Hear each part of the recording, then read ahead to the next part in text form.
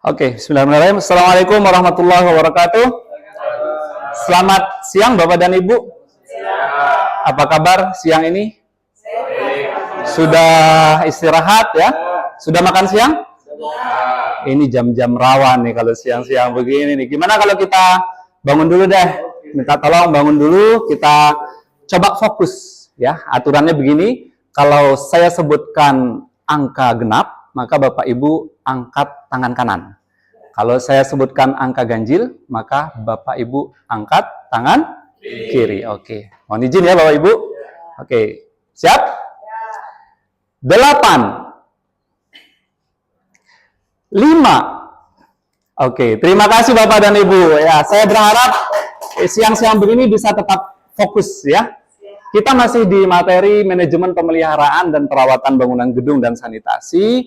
Tadi kita sudah melalui beberapa hari kegiatan kita, tapi tidak ada salahnya ya saya mengingatkan, memperkenalkan diri. Nama saya Ahmad Azhari Lutfi, saya Widya Iswara Ahli Pertama di BBPP MPV BOE yang berada di Malang ya. Mungkin ada yang lupa mencatat kemarin tanggal lahir saya, boleh disimpan ya. Siapa tahu mengirim ucapan selamat begitu ya. Oke.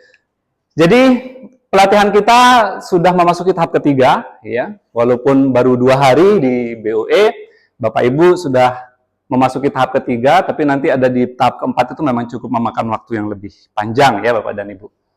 Kita berada di manajemen, kita singkat saja P2BG ya, pemeliharaan dan perawatan bangunan gedung. Nanti kita akan membahas tentang pengertian, pemeliharaan, pemeriksaan berkala, dan seterusnya. Nah, kita coba review dulu pembelajaran sebelumnya, yang tadi pagi, terutama yang sudah Bapak Ibu lakukan. Jadi Bapak Ibu sudah melakukan, mengisi daftar simak, mengecek kerusakan yang ada di gedung yang sudah kami tentukan. Bapak Ibu sudah mengisi ini ya.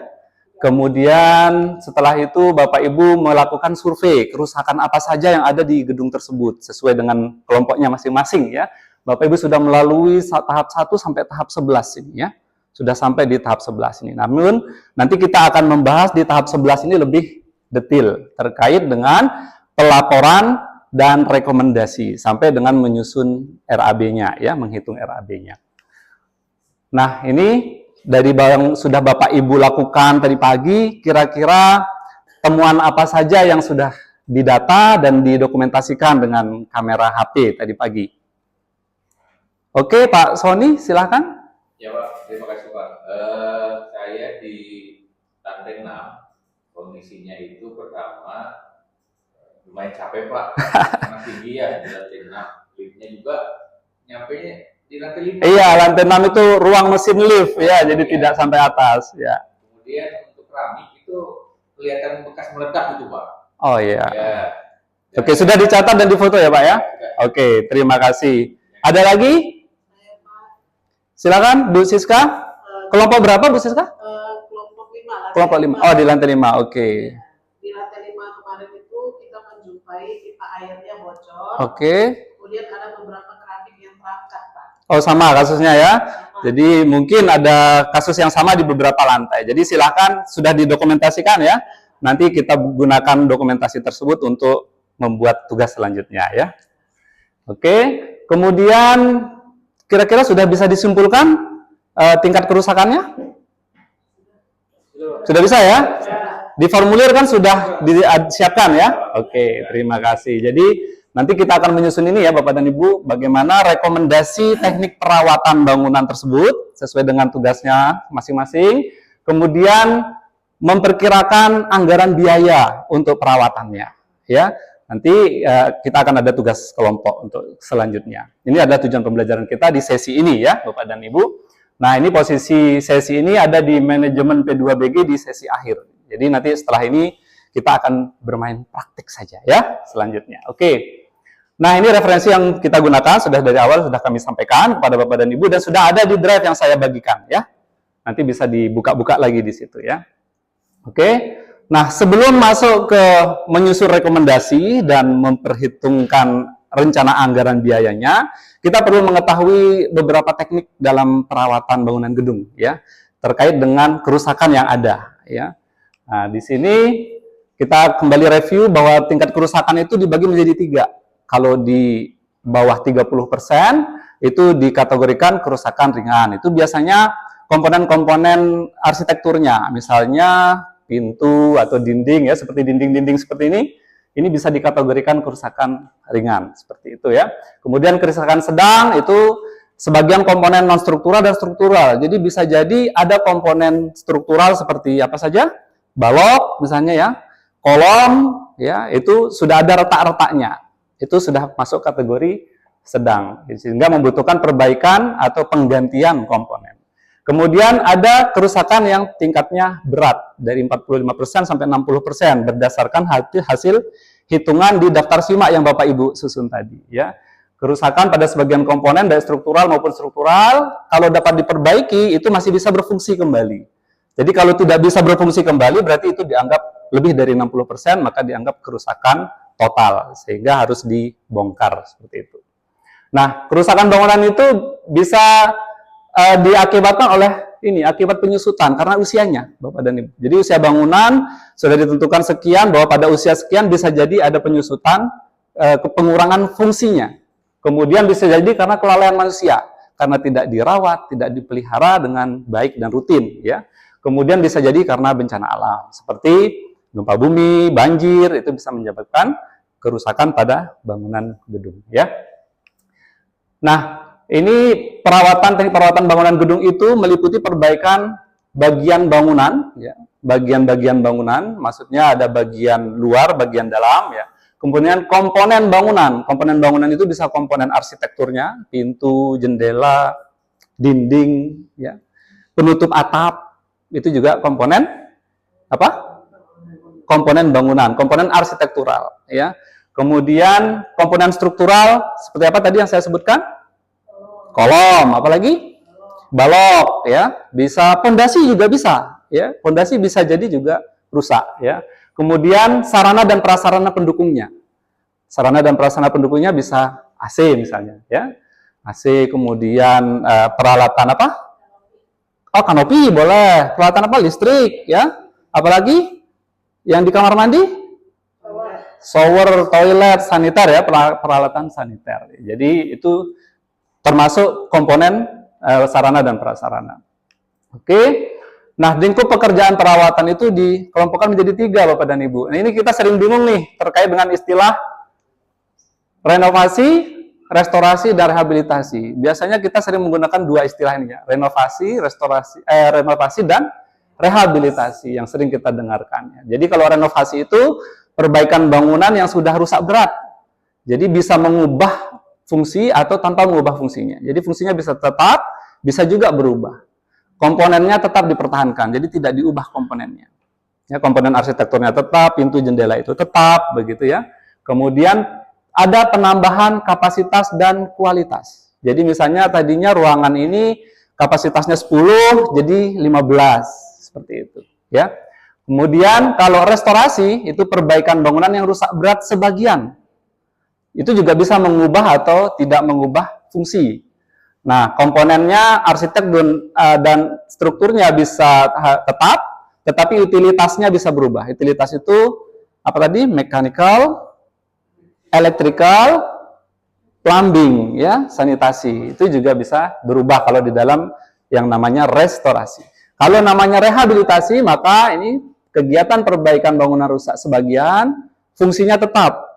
Jadi kalau fungsinya berubah dari asrama jadi ruang bengkel gitu, itu bukan rehab, maksudnya adalah bisa renovasi, ya, seperti itu. Yang sering kita gunakan kan istilah rehab, renov gitu ya, tapi kita tidak bisa membedakan. Nah, ini bedanya ya Bapak dan Ibu. Nah, kalau di rehab itu kapasitas dan kualitasnya tidak berubah, jadi tetap sama, seperti itu ya. Paham kira-kira Bapak dan Ibu ya? Nanti kalau ditanya di berikutnya ini rehab atau renov, harus bisa ya membedakan ya. Kan Bapak Ibu ini guru bangunan, sudah berpengalaman ya, harus paham ya. Oke, Bapak dan Ibu. Nah, ini beberapa kasus, ini saya sajikan 2 kasus saja. Kasus-kasus yang lain nanti bisa Bapak Ibu lihat di referensi, di bahan ajar yang kami bagikan di Drive. Ya. Jadi, kalau nanti menyusun laporan dan rekomendasi bisa berdasarkan bahan yang ada di Drive. Tapi ini ada 2 kasus, paling tidak kami tunjukkan, ada pelesteran mengelupas. Jadi karena metode kerjanya yang tidak benar, kualitas dan komposisi campuran yang tidak sesuai, ya.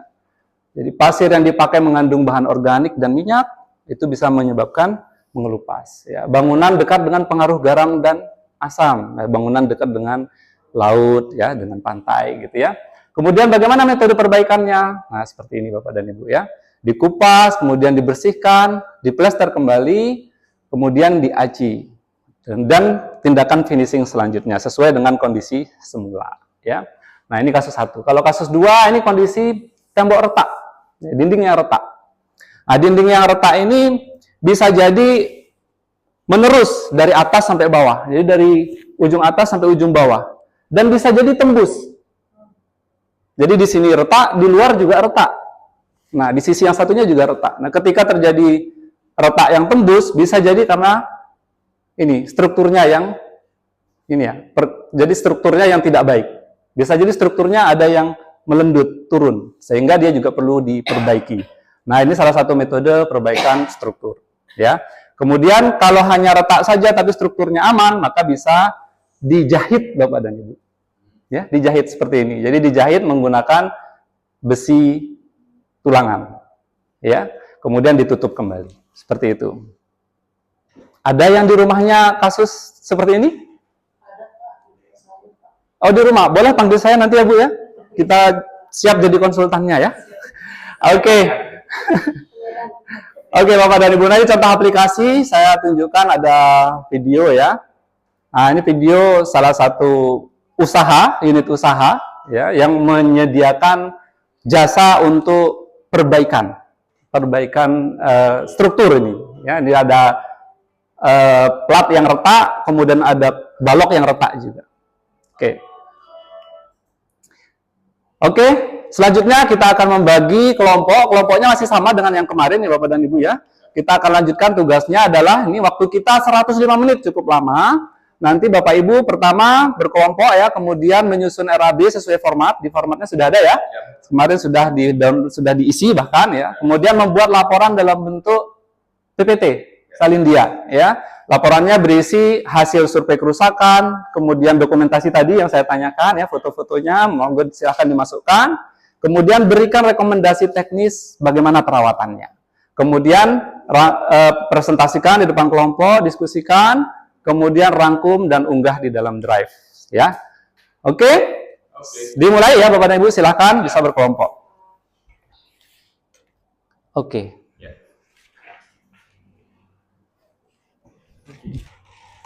Oke, cukup ya Bapak dan Ibu, waktunya sekarang saya minta silakan presentasi satu kelompok saja. Oh silakan Pak Sony. Slide-nya yang ini ya Bapak ya, yang udah di-share di Drive ya. Oke, silakan. Ya Pak, pertama untuk di lantai Pak, penutup lantai memerlukan perbaikan sekitar 20% Pak. Kemudian kami sudah menghitungnya dengan total biaya perawatan estimasinya di 2 miliaran Pak. Wah, 2 miliar. Ini satu lantai ya Pak ya? Satu lantai Pak. Wah. Oke, Pak. Oke.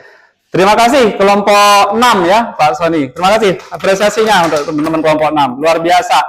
Jadi mungkin tadi kita sudah lihat ya hasilnya Bapak dan Ibu, perlu diperhatikan bahwa ternyata biayanya cukup besar ya.